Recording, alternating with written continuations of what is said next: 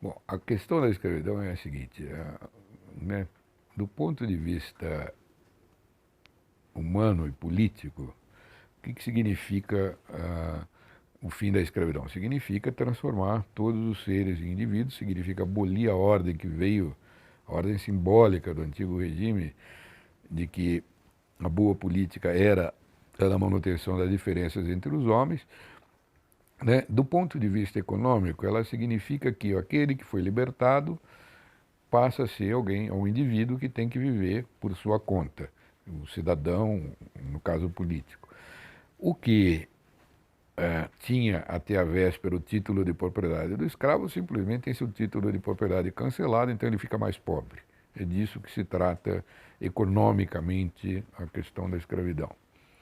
Então o problema é como você cancela, do ponto de vista econômico, é como cancelar os títulos de propriedade, isso também é uma questão institucional e jurídica, e como passar de uma produção para outra, né? Isso nunca foi fácil. Quer dizer, a primeira abolição foi do Haiti, em 1800, na virada do século XIX, e dela resultou que o cancelamento dos títulos de propriedade também foi a desarticulação da economia, porque esses títulos de propriedade eram representação de riqueza e que você cancelou junto e aquilo tudo parou, então viu-se que não era tão simples assim. Em 1833, a Inglaterra conseguiu resolver o problema a seu modo, porque era um país muito rico, então ela pagou indenização aos proprietários e cancelou os títulos. Então nem os proprietários perderam, porque receberam dinheiro público, e os ex-escravos ganharam a liberdade.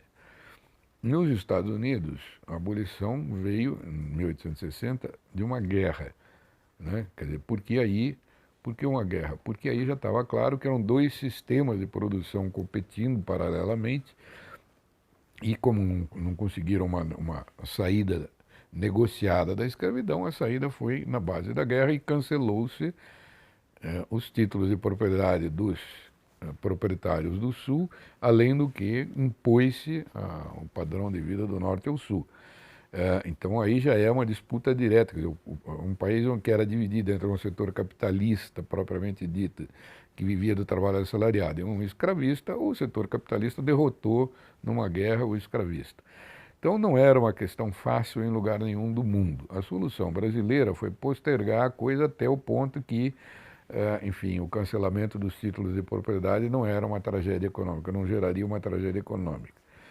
Ninguém sabia fazer muita conta, o Brasil foi muito longe e a monarquia ajudou com políticas econômicas favoráveis, a baixa capacidade financeira do escravismo, que é disso que se tratava, quer dizer, uma coisa que no capital não girava, e acabou fazendo uma coisa que simplesmente cancelou 750 mil títulos de propriedade em 1888, e não havia uma preparação para o capitalismo, para o regime do trabalho assalariado, para o regime da acumulação de capital, porque as instituições da monarquia não permitiam isso, não permitiam empresa, não permitiam, enfim, liberdade de empreender, tinha um monte de coisas aí que a República resolveu muito rapidamente.